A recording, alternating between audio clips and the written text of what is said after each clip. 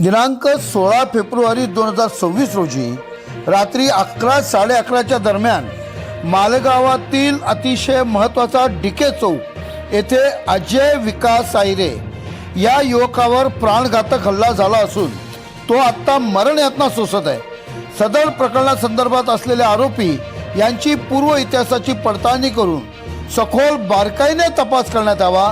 पोलिसांनी कुठल्याही राजकीय दबावाखाली न येता आपले कर्तव्य बजावत सदर केस अंडर ट्रायल चालून सदर आरोपींवर मोक्का अंतर्गत कठोर कारवाई करावी या व अशा विविध मागण्यांसाठी आज राष्ट्रीय एकात्मता चौकातील घटनेचे शिल्पकार महामानव डॉक्टर बाबासाहेब आंबेडकर यांच्या पुतळ्यापासून ते अप्पर जिल्हाधिकारी कार्यालयापर्यंत मूक मोर्चा काढण्यात येऊन विविध मागण्यांचे निवेदन अप्पर जिल्हाधिकारी यांच्या कार्यालयात देण्यात आले। यावेळी भारत जगताप, भारत मजदे, भारत चव्हाण, दीपक निकाम, जितरत्न पटाईत, करण चव्हाण, संगीता कडाळे आदींनी आपले मनोगत व्यक्त केले। दरम्यान सदर आरोपीची मागील 5 दिवसाची पोलीस कस्टडी आज संपत असल्यामुळे आज मेहरबान कोर्टात परत त्याला हजर केले असता त्यांना परत 3 दिवसाची पोलीस कस्टडी मिळाल्याचे कळते।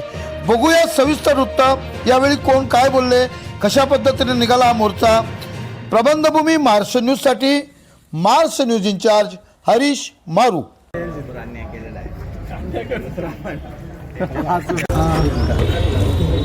दिनांक 16/2/26 रोजी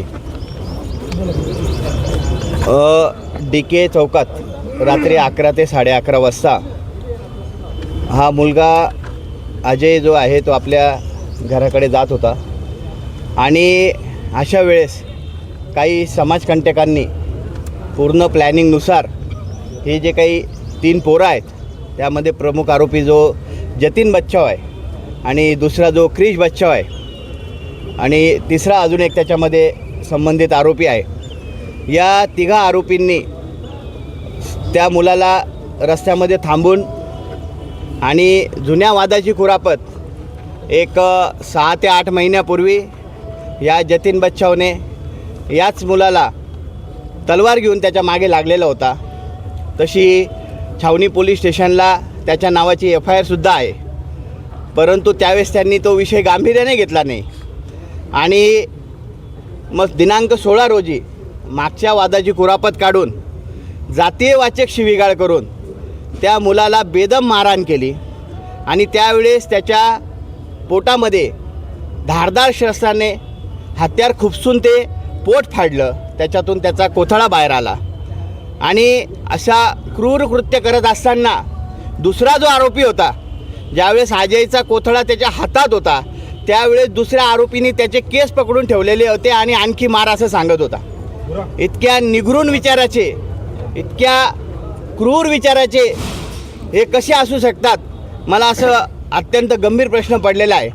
आणि या मुलाचे जर काही इन्स्टावरचे व्हिडिओ बघितले तर ते संपूर्ण हत्यारांच्या सोबत त्याचे व्हिडिओ आहेत, जो बॅनरवर आज त्याचे ते फोटोसुद्धा टाकलेले आहेत आणि जातीयवाचक शिवीगाळ करणं हा त्याचा कॉमन गोष्टी आहेत। त्याच्यावर अनेक वेगवेगळ्या प्रकारचे गुन्हे दाखल आहेत। या सगळ्या गुन्ह्यांची डिपार्टमेंटने चौकशी करावी आणि त्याच्यावर गंभीर अशी कारवाई करावी, त्याच्यावर मोक्काअंतर्गत कारवाई करावी अशी सर्व समाजातर्फे, सर्व पक्षांतर्फे मागणी केलेली आहे। या प्रकरणामध्ये कॅम्प पोलीस स्टेशनला ज्यावेळेस सर्व लोकांनी कळवले त्यावेळेस त्या APIनी तत्परतेने त्यांना गाठले आणि ते पळून जात होते। चांदवडच्या टोल नाक्यावरून त्यांना पकडून आणलेले होते, परंतु तदनंतर काही गोष्टी अशा कानावर आल्या की त्यांना घरचा डब्बा दिला जातो आहे, त्यांना काही सोयीसुविधा दिल्या जात आहेत, त्या सोयीसुविधा त्वरित बंद करण्यात याव्या, त्यांना गुन्हेगाराप्रमाणे ट्रीट करण्यात यावे। तसेच डिपार्टमेंटला केवळ 5 दिवसाची त्यांना कस्टडी घेतलेली आहे, त्यांची कस्टडी आज कदाचित आज त्यांचे पुन्हा त्यांना घेऊन येणार आहेत, तर त्यांची कस्टडी पुन्हा वाढवण्यात यावी। त्या गुन्ह्यामध्ये ज्या त्यांनी गाड्या वापरलेल्या त्या गाड्या जमा करण्यात याव्यात, त्या गुन्ह्यामध्ये त्यांनी जे मोबाईल वापरलेले आहेत, आम्हाला असं समजलेलं आहे की त्यांनी मारताना मोबाईलमध्ये शूटिंगसुद्धा घेतलेली आहे, तर ते मोबाईलसुद्धा त्यांनी जमा करण्यात यावेत आणि त्यांच्यावर कठोर अशी कारवाई करण्यात यावी। या प्रकरणात मी एवढंच सांगेल की हा प्रकार थोडासा धनदांडग्या लोकांचा असल्यामुळे कदाचित त्याला लवकरच त्याच्यामध्ये सूट मिळू शकते, म्हणून ही केस अंडर ट्रायल चालवण्यात यावी आणि सर्व समाजाला ह्याच्यातून न्याय निर्माण करण्यात यावा. अलीकडच्या काळात जर बघितलं असेल तर दीनदलितांवर, गोरगरिबांवर अत्याचाराचं जे प्रमाण आहे ते अत्यंत मोठ्या प्रमाणात वाढलेलं आहे. ही पण अत्यंत गंभीर बाब आहे की जे अल्पसंख्याक आहेत, अनुसूचित जाती जमातीचे घटक आहेत, यांना जाणून बुजून टार्गेट केलं जातं. त्यांच्या मुलांना छोट्या गुन्ह्यामध्ये सुद्धा मोठे गुन्हे त्यांच्यावर दाखल केले जातात आणि ज्यांनी खरोखर मोठमोठे गुन्हे केलेले आहेत त्यांना पाठीशी घातलं जातं. या सरकारचं चाललं तरी काय आहे, हाही एक गंभीर प्रश्न आहे. आणि या माध्यमातूनच मी एवढीच विनंती करतो की या गोष्टीला अत्यंत गांभीर्यपूर्ण हे करावं. आज सकाळी अजयची तब्येत ही बिघडलेली होती. डॉक्टरांना विचारणा केली असता त्याच्या तब्येतीमध्ये डॉक्टरांनी सांगितलं की लवकरच त्याला आणखी ट्रीटमेंट देऊ, परंतु सकाळी पुन्हा त्याची तब्येत बिघडलेली आहे. याचा कोर्टाने, पोलीस प्रशासनाने गांभीर्याने विचार करावा व आरोपीबाबत सक्त भूमिका ठेवावी. अजय आयरे या आमच्या भीम सैनिकावर संघटित गुन्हेगारीमध्ये मालेगाव शहरामध्ये अग्रेसर असणारे जतीन बच्छाव आणि त्यांच्या टोळीने जो जीवघेणा हल्ला केला, त्याच्यामध्ये अत्यंत थोडक्यात अजय आयरे हा वाचलेला आहे. खरं म्हणजे मालेगाव शहरामध्ये जी संघटित गुन्हेगारी वाढलेली आहे त्याला एका विशिष्ट राजकीय पक्षाचा पाठिंबा आहे. त्या लोकांचा, त्यांच्या कुटुंबियांना, त्यांना पूर्णपणे राजकीय सहमत आहेत त्यांच्या या सगळ्या गुन्हेगारी कृत्याला. खरं म्हणजे काल आपल्या सगळ्यांना कल्पना असेल, एका टरबूज व्यापाऱ्याला मालेगाव म्हणजे जिथे DK कॉर्नर किंवा कॉलेज स्टॉप आपण म्हणतो तिथे त्याच्याकडनं लूट झाली. म्हणजे डोळ्यात मिरची टाकून त्याच्याकडनं पैसे लुटलेले आहेत. म्हणजे मालेगाव शहराची प्रशासन किंवा मालेगाव शहरातील कायदा किती हतबल झालेला आहे त्याचं हे कालचं जिवंत उदाहरण आहे. अजय आयरेच्या प्रकरणाच्या निमित्तानं आरोपी जर पैसेवाले असतील, राजकीय त्यांना पाठबळ असेल, तर कशा पद्धतीने कायदा त्यांच्यासाठी वाकवला जातो हे आत्ता मगाशी भारत जगताप यांनी सुद्धा त्याचा उल्लेख केलेला आहे. खरं म्हणजे ह्या आरोपींनी, म्हणजे बच्छाव आरोपी जे आहेत त्यांच्यावर याआधीसुद्धा संघटित गुन्हेगारीचे अनेक गुन्हे दाखल आहेत. याआधीसुद्धा तलवारी नाचवणं, तलवारी दाखवणं किंवा जातीवाचक शिवीगाळ करणं अशा स्वरूपाचे गंभीर गुन्हे त्यांच्यावर दाखल आहेत. महाराष्ट्र संघटित गुन्हेगारी कायदा अर्थात मकोका अंतर्गत जर कुठल्याही आरोपीने याच्या आधी जर गंभीर गुन्हे केले असतील तर त्याला ताबडतोब मकोका लागू होतो. त्याच्यामुळे मालेगाव प्रशासनाला आणि ॲडिशनल SP आमची विनंती आहे की मालेगाव शहरातील हे जे आरोपी आहेत हे मकोका कायद्याअंतर्गत येतात.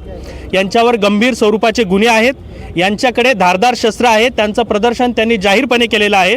आणि एखाद्या प्रकरणामध्ये जर वारंवार या घटना घडत असतील तर मालेगावच्या प्रशासनाने तातडीने सुमोटो घेऊन या आरोपींवर महाराष्ट्र संघटित गुन्हेगारी अंतर्गत त्यांच्यावर गुन्हे दाखल करावेत.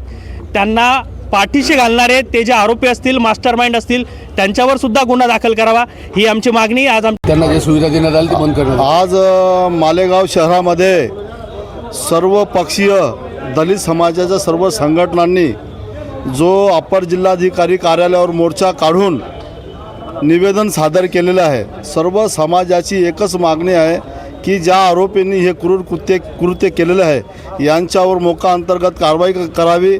त्यांना फास्ट कोर्टामध्ये त्यांची केस चालावी, त्यांना कुठल्या प्रकारची जामीन होऊ नये आणि सर्व दलित समाजाला न्याय मिळावा याच्यासाठी सर्व समाज याच ठिकाणी उपस्थित झालेला आहे. ही मागणीसाठी आम्ही अपर जिल्हाधिकाऱ्यांना निवेदन सादर केलेलं आहे. जो घटना घटी है, एक जवान लड़के के ऊपर कुछ अतिशय तीक्ष्ण हथियार से वार किया गया, उसका पेट फाड़ा गया और उसमें से उसकी आंतड़ी वगैरह निकली है.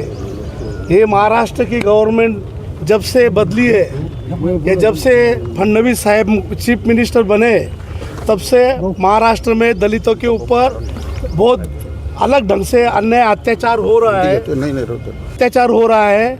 इस अन्याय अत्याचार के खिलाफ तमाम दलित समाज के लोग रास्ते पे उतरने की सोच रहे हैं. अभी ये मालेगांव में जो घटना घटी, ये करने वाले लोग एक क्रिमिनल लोग हैं. इनका हमेशा किसी न किसी के ऊपर ये अपने औजार से या हाथों से उसके ऊपर वार करते और उनको अपने दम में लेते रहते हैं. इसलिए अभी जल्द से जल्द पुलिसों ने कार्रवाई करना चाहिए. मगर मुझे लगता है कि इनके पीछे बहुत बड़ा वसीला होगा या होगा, तो वो कार्रवाई करते या नहीं करते इसके ऊपर हमको डाउट है. सिर्फ थातुर मातुर कार्रवाई करके उनको अगर छोड़ा जाएगा तो दलित समाज यहाँ पर रास्ते पे आएगा और इसके ऊपर एक बहुत तीव्र आंदोलन होगा। इस आंदोलन की जवाबदारी पूरे पुलिसों के ऊपर रहेगी। इतना ही कहता हूँ, तो रुकता हूँ। जी अत्यंत निष्ठुरार्थ जी घटना घडलेली आहे, अजय आयरे यांच्यावर जो प्राणघातक हल्ला झालेला आहे तो अत्यंत निंदनीय आहे की बहुजनांवर, अल्पसंख्याकांवर अशा पद्धतीने सामुदायिक पद्धतीने नियोजन करून जो हल्ला घडण्याचं जे षडयंत्र चालू आहे ते अत्यंत निंदनीय आहे। यामध्ये प्रशासनाने या गुन्हेगारीला जी सूट दिलेली आहे, आज अजयवर जो हल्ला झालेला आहे, उद्या स्थलांतरित झालेले लोक एकटे राहतात, त्यांच्या घरावर हल्ला होऊ शकतो। कारण ही गुन्हेगारी प्रवृत्तीचे लोक आहेत, यांच्यावर जर शासनाने कठोर कारवाई केली नाही तर हा दलित समाज, भीमसैनिक यांचा उद्रेक होऊन, परंतु या गुन्हेगारी प्रवृत्तीला हे सांगून द्या की हे रक्त अजून साठलेलं नाही, या रक्ताला ऊत येण्यास वेळ येणार नाही, आम्ही रस्त्यावर कधीही उतरू शकतो। मी शासनाला विनंती करेल, मी पोलीस प्रशासनाला विनंती करेल, ज्या पद्धतीने नाशिकमध्ये आमच्या लोकांवर अन्याय झालेला आहे त्याच पद्धतीने या लोकांवर जर आपण मोका अंतर्गत कारवाई केली नाही, हा थोडासा समुदाय आहे, यापेक्षा जास्त लोक रस्त्यावर उतरून या मालेगाव शहराची शांतता भंग केल्याशिवाय आम्ही राहणार नाही।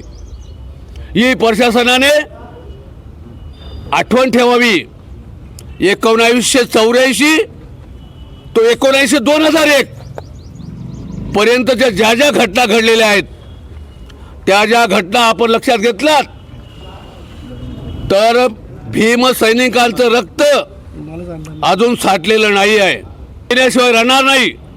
कृपया आपण या गुन्हेगारांच्या विरुद्ध मोका अंतर्गत कारवाई, आत्ताच भारत रत्नांनी सांगितलं, त्यांना सब जेलमध्ये डब्बा, त्यांना मोबाईल, या सर्व सुविधा पुरवण्याचं काम जर कोणाच्या हस्तगताने असेल, कोणी असेल, मालदार असतील, पैसेवाले असतील, ते त्यांच्या घरी आम्ही पण आज कमी नाहोत, आम्ही बी सर्व पद्धतीने पुरं करण्याची तयारीमध्ये आहोत।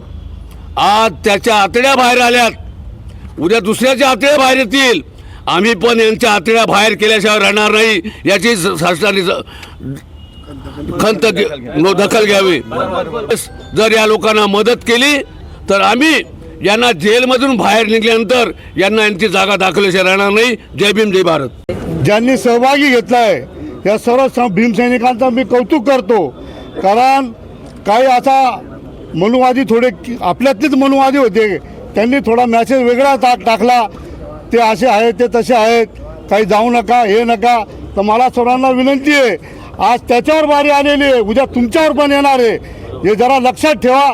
आणि जातीसाठी लोक माती खातात ना, तसा प्रकार करा। जर कोणी पैशांचा म्हणा, कशाचा त्याचा माज असेल ना, त्याचा माज जिरवल्याशिवाय आपण भीमसैनिक राहणार नाही, एवढंच बोलतो। करतो काबर अशा पद्धतीने घटने खूप घडत आहे। आता 2 दिवसा पहिले छत्रपती शिवाजी महाराजांच्या रक्षण करताना एका स्त्रियाचे कपडे फाडण्यात आलेले, हे बी खूप निंदनीय आहे। आणि त्याच्यानंतर अजय याच्यावर शस्त्राने, धारदार शस्त्राने त्याचा प्राण घेण्याचा प्रयत्न करण्यात आलेला आहे आणि तो थोड्याहून त्याचा जीव वाचलेला आहे।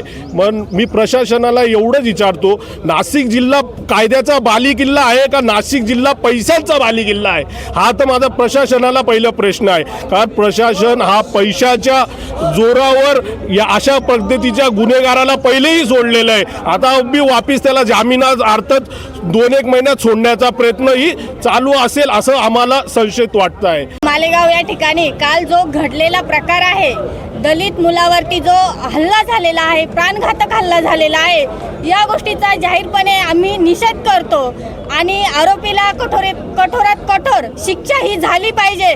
कारण की दिवसेंदिवस अन्याय अत्याचार ह्या दलित समाजावरती, आदिवासी समाजावरती आणि वडार समाजावरती वाढत चाललेला आहे आणि हा सरकार झोपा काढत आहे.